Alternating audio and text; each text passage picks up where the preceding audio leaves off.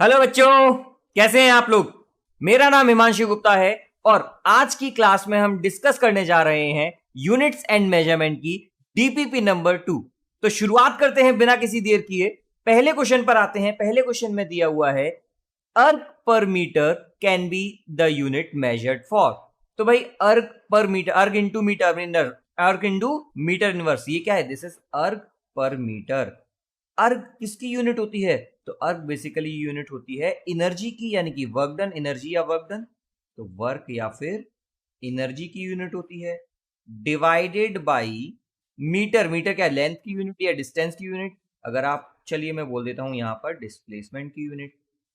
ठीक है, अब जरा समझिएगा, एनर्जी अर्ग पर मीटर, ये वर्क डन की यूनिट क्या होती है? वर्क डन क्या होता है? फोर्स इनटू डिस्प्लेसमेंट होता है। अगर मैं सिर्फ और सिर्फ वर्क डन पे ध्यान दूं तो वर्क डन क्या होता है? Force into displacement. तो this is force into displacement divided by displacement. तो हमारा क्या आंसर आ गया? हमारा आंसर आ गया फोर्स। तो इसका मतलब है कि अर्ग पर मीटर किसकी यूनिट होती है? It is a unit of force. Question number 2 में बोला हुआ है if the unit of length and force be increased 4 times then the unit of energy is. तो यहां पर जरा समझते हैं एनर्जी की यूनिट। चलिए भाई, एनर्जी कोई भी हो सकती है, तो मैं एक काम करता हूं, एनर्जी की यूनिट अगर मैं बात करूं तो अच्छा, मुझे पता है कि यूनिट वाइज एनर्जी की जो यूनिट है, unit of energy is same as unit of work. ठीक है, और वर्क क्या होता है? वर्क होता है फोर्स इनटू डिस्प्लेसमेंट। ठीक है, अच्छा, ये जो स्क्वायर ब्रैकेट है ये क्या लगाए हैं हमने? तो these square bracket represents dimension. तो दीज स्क्वायर ब्रैकेट ये क्या रिप्रेजेंट करते हैं? ये रिप्रेजेंट करते हैं डायमेंशन, रिप्रेजेंट करते हैं किसी भी क्वांटिटी की। तो अगर फोर्स इनटू डिस्प्लेसमेंट यूनिट है, अब मैंने फोर्स की यूनिट क्या कर दी है? Unit of force is increase 4 times.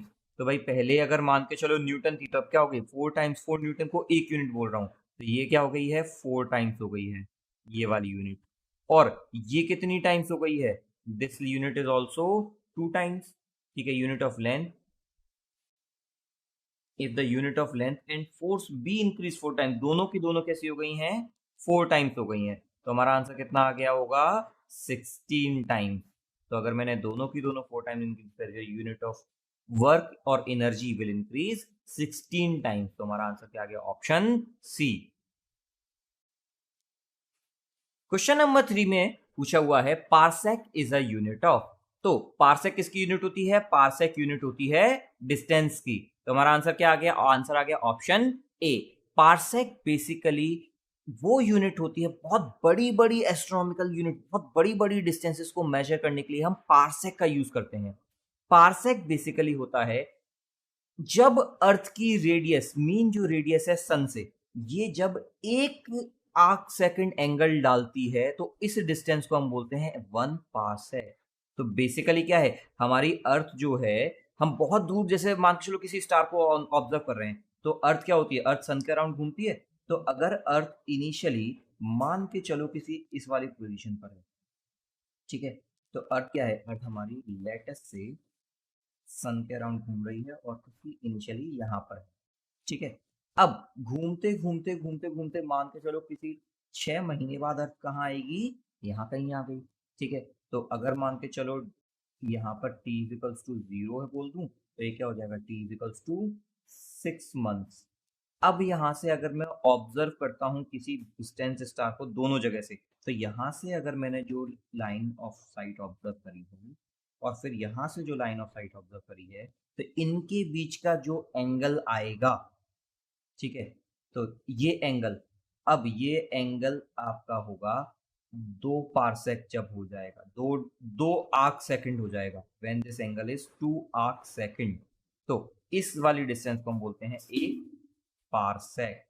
और वो क्यों भाई? अगर ये 2 आर्क सेकंड पूरा एंगल है, तो ये हाफ एंगल कितना हो जाएगा? This will be 1 arc second. और अर्थ की सन से बीच में यहाँ पर क्या होगा? सन होगा। सन से डिस्टेंस क्या होती है? इसको हम बोलते हैं 1 एस्ट्रोनॉमिकल यूनिट। ठीक है, तो 1 एस्ट्रोनॉमिकल यूनिट जब 1 सेकंड का एंगल डालता है, तो इसको हम बोलते हैं 1 पार्सेक। तो ये बहुत बड़ी डिस्टेंस है। दिस इज रफली इक्वल्स टू 3.26 लाइट ईयर्स। ठीक है, काफी बड़ी डिस्टेंस है।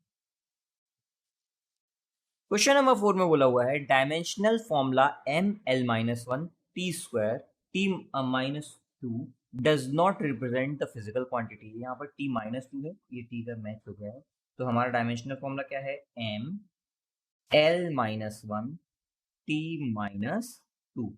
तो ये डायमेंशनल फॉर्मूला कौन सी फिजिकल क्वांटिटी को रिप्रेजेंट नहीं करता है। अच्छा भाई, हमारे पास तीनों 4 फिजिकल क्वांटिटीज दी हुई हैं। सबसे पहले हम बात करते हैं यंग्स मॉडुलस ऑफ इलास्टिसिटी। तो यंग्स मॉडुलस ऑफ इलास्टिसिटी, इसको हम बोलते हैं y। ये होता है स्ट्रेस अपॉन स्ट्रेन। अब स्ट्रेस क्या होता है, तो बेसिकली स्ट्रेस है आपका force per unit area. This is your force per unit area. ठीक है, और स्ट्रेन क्या होता है, तो स्ट्रेन होता है चेंज इन लेंथ, यानी कि या डेल्टा एल या deformation upon L original length. तो बेसिकली हमको बोल सकते हैं डिफॉर्मेशन। अगर भाई किसी बॉडी पे आप फोर्स लगा रहे हो तो क्या होती है, बॉडी डिफॉर्म होती है, डिफॉर्मेशन अपॉन ओरिजिनल कंडीशन। ठीक है, बेसिकली अब ये पूरी चीज किस लिए होती है, ये बेसिकली होती है जब मैं किसी रॉड पर भाई दोनों साइड से फोर्स लगा रहा हूं, तो ये क्या होगा, ये रॉड मेरी कुछ स्ट्रेच हो जाएगी कि नहीं हो जाएगी।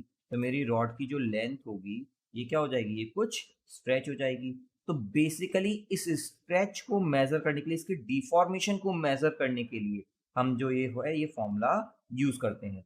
तो ये क्या है, फोर्स है, ये लेंथ है, तो अब ये क्या हो जाएगा, लेंथ प्लस डेल्टा एल हो जाएगा, कुछ लेंथ बढ़ गई है इसकी। ठीक है, और ये क्या है, this is it's area of cross section.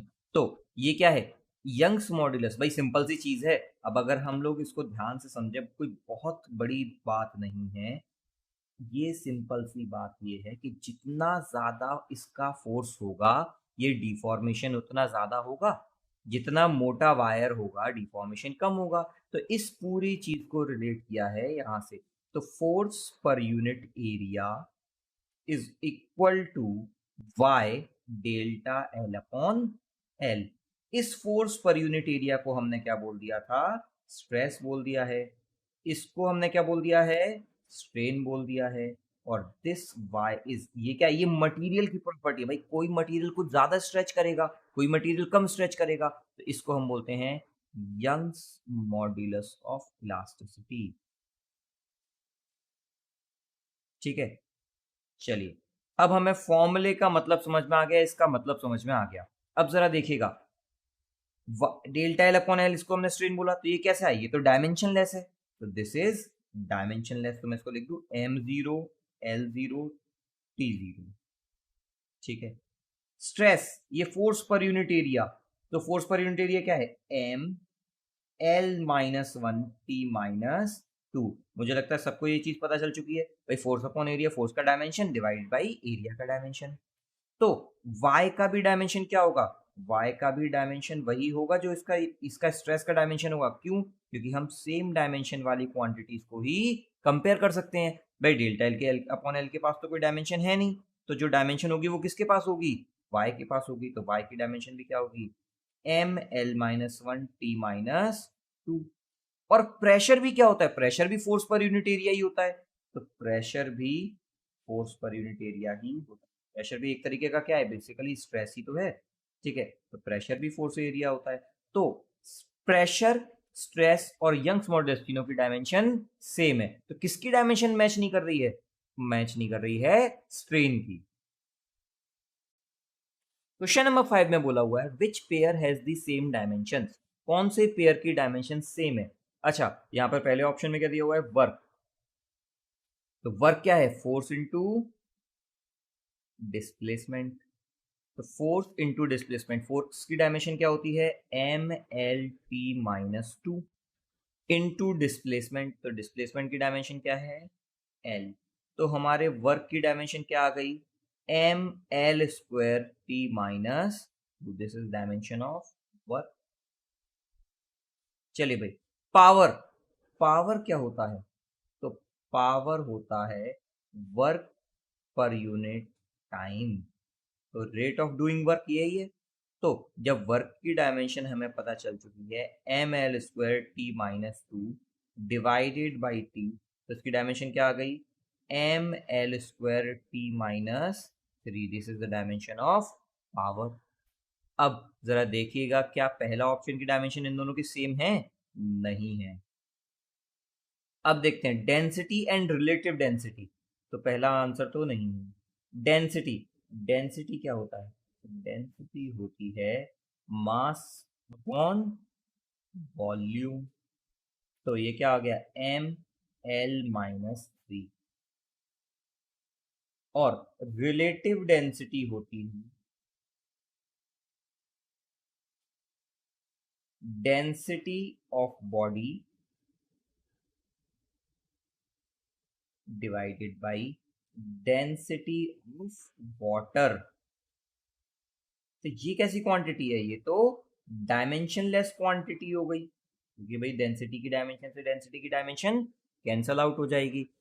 अच्छा, इन सभी चीजों के बारे में हम डिटेल में, हम जब चैप्टर आएंगे इसके रिलेटेड तो हम उनमें पढ़ेंगे इनके बारे में। तो डेंसिटी और रिलेटिव डेंसिटी की भी डायमेंशन सेम नहीं है। अब बात करते हैं मोमेंटम और इम्पल्स की। तो मोमेंटम की डायमेंशन क्या होती है? तो मोमेंटम की डायमेंशन होती है, मोमेंटम क्या है? मास इनटू वेलोसिटी, यानी कि ml-t-1। और इम्पल्स होता है change in momentum, change in momentum. तो अगर इम्पल्स चेंज इन मोमेंटम है तो इसकी, अच्छा देखिएगा, मोमेंटम में से मोमेंटम माइनस करूंगा तो डायमेंशन तो मोमेंटम की ही रहेगी। तो इसकी डायमेंशन भी क्या होती है? ml-t-1। तो आंसर क्या आ गया? Option C. मोमेंटम और इम्पल्स की डायमेंशन सेम होती है। हम स्ट्रेस और स्ट्रेन के बारे में हम पिछले ही क्वेश्चन में पढ़े हैं, तो इनकी डायमेंशन भी सेम नहीं होती है।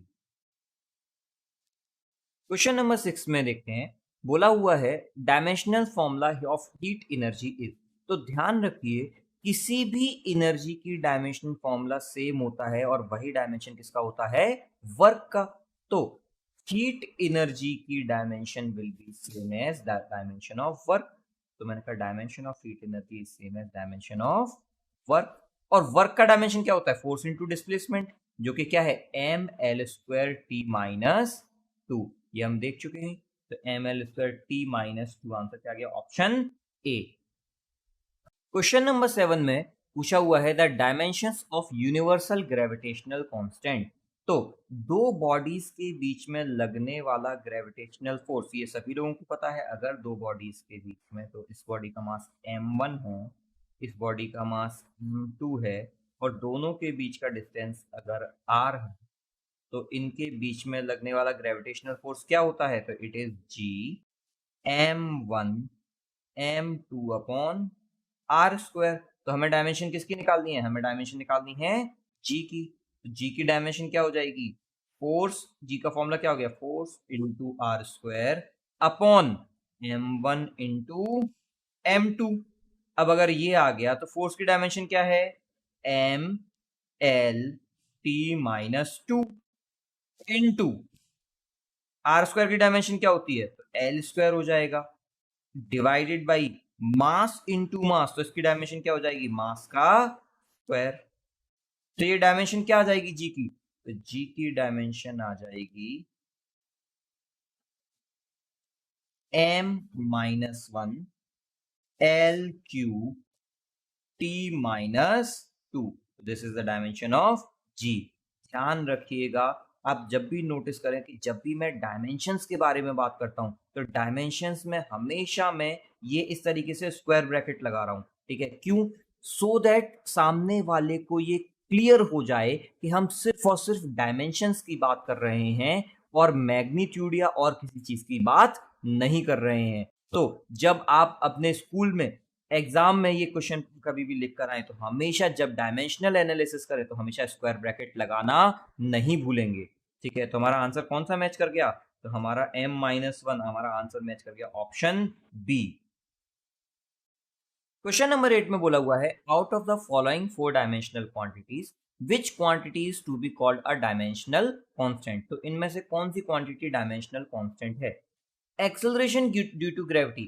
क्या acceleration due to gravity constant रहती है? नहीं, acceleration due to gravity earth के अलग अलग लोकेशंस पर, अलग अलग डेप्थ पर और हाइट पर अलग अलग होती है। So G is not a dimensional constant, ठीक है, because G varies with height और depth and is different at different location, is different at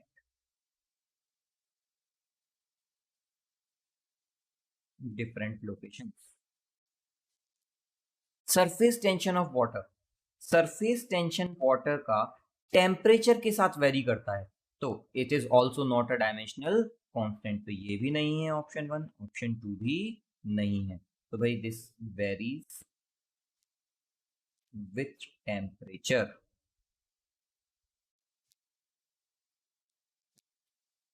3 weight of standard kilogram mass. तो weight of standard kilogram mass ये क्या है? ये तो एक आर्बिट्रली डिफाइंड कांस्टेंट है, तो this is also not a dimensional constant. भाई अगर हमने कभी कल को नए स्टैंडर्ड्स बनाए और हमने डिफाइन किया कि नहीं से 1 kg का मास कुछ और होगा, तो दैट विल वेरी, ठीक है। तो it is defined constant and can very with change in definition, change in definition। चलिए भाई, तो ये भी कांस्टेंट नहीं है। Velocity of light in vacuum, velocity of light in vacuum कितनी होती है? दिस इज 3 इंटू 10⁸ मीटर पर सेकेंड, और ये हमेशा इतनी ही रहती है। तो this is all, this is constant, this is dimensional constant. Answer क्या आ गया हमारा? Option D. क्वेश्चन नंबर 9 में बोला हुआ है two quantities A and be different dimensions. तो पहले ही हमें स्पेसिफाई किया हुआ है कि इन दोनों की डायमेंशन कैसी है? अलग अलग है, ठीक है। Which mathematical operation given below is physically meaningful. कौन सा फिजिकली मीनिंगफुल है? तो ए अपॉन बी, तो डिवीजन, हम अलग अलग डायमेंशंस का डिवीजन कर सकते हैं, तो that is physically meaningful. A plus B, हम सेम डायमेंशन को ना तो ऐड कर सकते हैं और ना ही सब्ट्रैक्ट कर सकते हैं। सॉरी, अलग अलग डायमेंशन को ना तो ऐड कर सकते हैं ना ही सब्ट्रैक्ट कर सकते हैं, प्रिंसिपल ऑफ होमोजेनिटी के अकॉर्डिंग। सिंस ए और बी की अलग अलग डायमेंशन है भाई, जैसे मान के चलो इसकी डायमेंशन होती केजी, इसकी डायमेंशन होती मीटर, तो क्या 1 kg में 1 मीटर ऐड करना पॉसिबल होगा? ठीक है, नहीं ना। तो इसीलिए तो we cannot add or subtract quantities having different dimension।